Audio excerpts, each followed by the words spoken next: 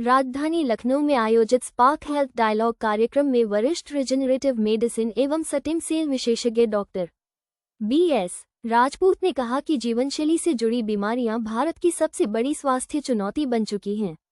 उन्होंने बताया कि बदलती जीवनशैली, मोटापा, असंतुलित खानपान और शारीरिक गतिविधियों की कमी के कारण diabetes, high blood pressure, arthritis और अन्य नॉन कम्युनिकेबल डिजीज के मामले लगातार बढ़ रहे हैं। डॉक्टर राजपूत ने कहा कि इन बीमारियों से बचाव के लिए प्रिवेंटिव हेल्थ केयर, समय पर जांच और जागरूकता बेहद जरूरी है।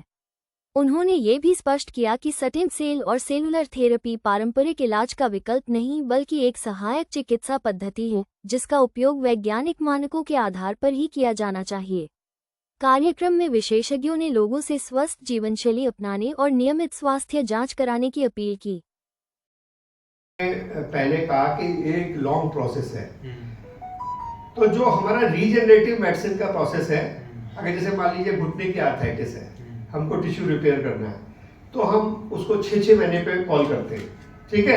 फिर हो सकता है कि साल भर पे या 2-2 साल के बाद कॉल करें, क्योंकि ये एक तरीके से जो डैमेज टिश्यू है नी जॉइंट का, उसको हम रिपेयर करने की कोशिश कर रहे हैं ताकि वो इतना ना खराब हो जाए कि आपको नी रिप्लेसमेंट कराना पड़े। ऐसे ही अब जैसे ड्यूशेन मस्कुलर डिस्ट्रॉफी का पेशेंट है, ड्यूशेन में हमारा एम ये है कि इसकी मसल को बचाओ,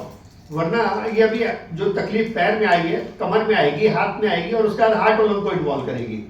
तो इसमें भी हम लोग फर्स्ट ईयर में 3 to 4 सेशन देते हैं, उसका ईयरली सेशन पे आ जाते हैं, जब तक कि हमारे पास न्यू ऑप्शन ऑफ ट्रीटमेंट नहीं आ रहा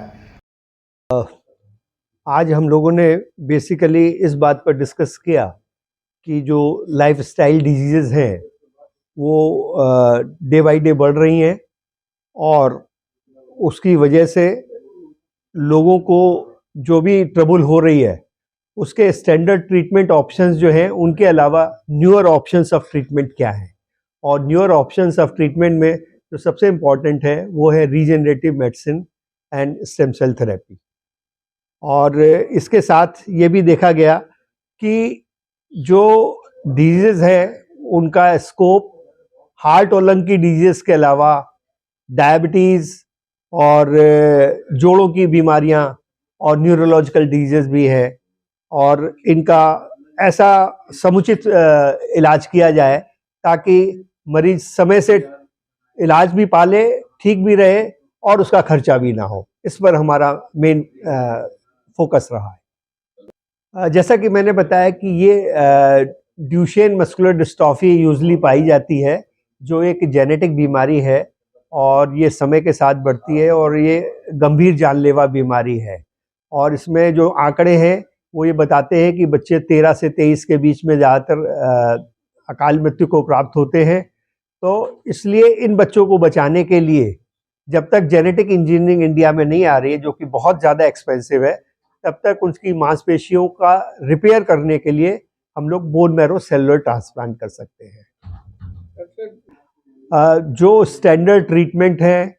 वो तो पेशेंट का किया ही जाए, और उसके अलावा जो हमारे रीजनरेटिव मेडिसिन ऑप्शन में फैट डेराइव्ड सेलुलर ट्रांसप्लांट है उसके काफ़ी अच्छे रिजल्ट्स आ रहे हैं, और जिन मरीजों को ये दिया गया है उसमें 75% से ज़्यादा पेशेंट्स ने ये बताया कि उनका जो अनकंट्रोल्ड डायबिटीज़ थी वो कंट्रोल हुई है और काफ़ी उनके बॉडी में सकारात्मक प्रभाव इसका आया है।